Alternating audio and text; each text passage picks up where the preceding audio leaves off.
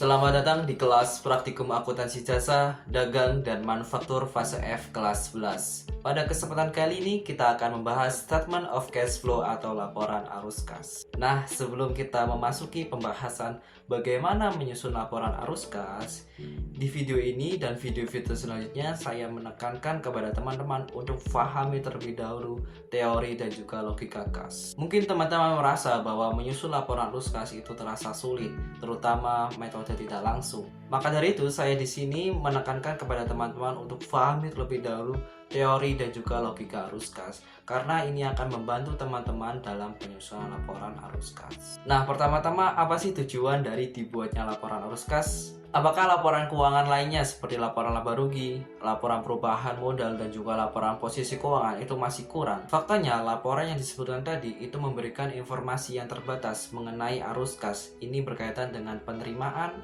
dan juga pengeluaran kas. Misalnya laporan laba rugi. Nah, di laporan laba rugi itu kan menunjukkan adanya laba bersih atau net income. Namun di laporan tersebut itu tidak menunjukkan adanya jumlah dari kas yang dihasilkan dari aktivitas operasional. Kemudian di laporan perubahan modal. Nah, di laporan perubahan modal ini itu menunjukkan dividen yang diumumkan, tetapi tidak menunjukkan berapa dividen yang harus dibayarkan sepanjang tahunnya. Dan di laporan posisi keuangan itu menunjukkan adanya peningkatan aset, namun di laporan itu tidak menginformasikan berapa biaya yang digunakan atau dibutuhkan untuk peningkatan aset tersebut.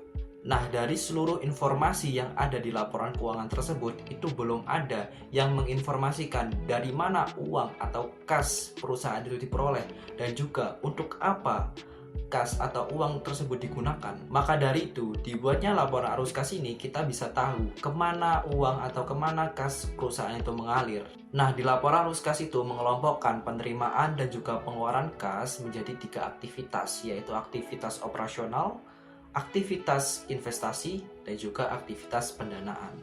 Yang pertama adalah aktivitas operasional. Ini biasanya dilakukan oleh perusahaan, misalkan menerima pelunasan piutang, kemudian melunasi atau membayar hutang kepada supplier, dan lain sebagainya. Kemudian ada aktivitas investasi. Nah, aktivitas investasi ini itu berkaitan dengan penjualan dan pembelian aset tetap. Nah, yang ketiga ada aktivitas pendanaan. Nah, ini berkaitan dengan aktivitas-aktivitas jangka panjang, misalkan penjualan atau pembelian saham, pembayaran dividen, dan juga pembayaran hutang jangka panjang, dan lain sebagainya. Nah, biasanya kas itu mengalir ke 3 aktivitas itu. Jadi, di laporan arus kas itu kita bisa tahu kemana aliran kas atau aliran uang kita itu mengalir di ketiga aktivitas tersebut. Kemudian, pada penyusunan laporan arus kas itu terdapat 2 metode. Yang pertama adalah metode langsung atau direct method, dan juga metode tidak langsung atau indirect method. Perbedaan dari kedua metode tersebut itu sebenarnya terletak pada cara penyusunannya.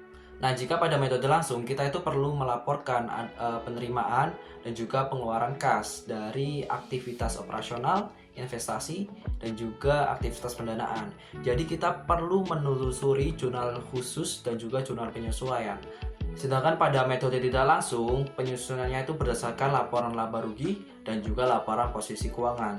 Jadi nanti kita akan bandingkan laporan posisi keuangan tahun sebelumnya dengan tahun berjalan. Misalkan kita ingin bandingkan laporan posisi keuangan perusahaan 2023 dan juga 2024, maka tahun berjalannya itu 2024. Meskipun cara penyusunannya itu berbeda, namun kedua metode ini itu menghasilkan kas dan setara kas akhir yang sama.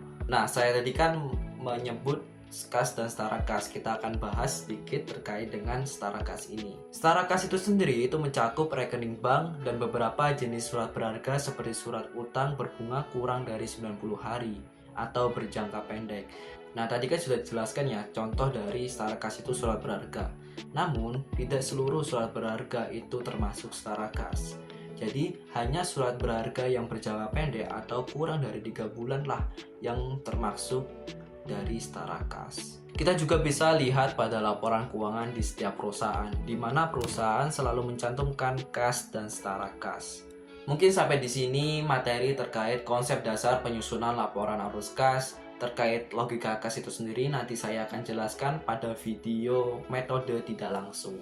Baik, sekian dari saya. Sampai jumpa pada video selanjutnya.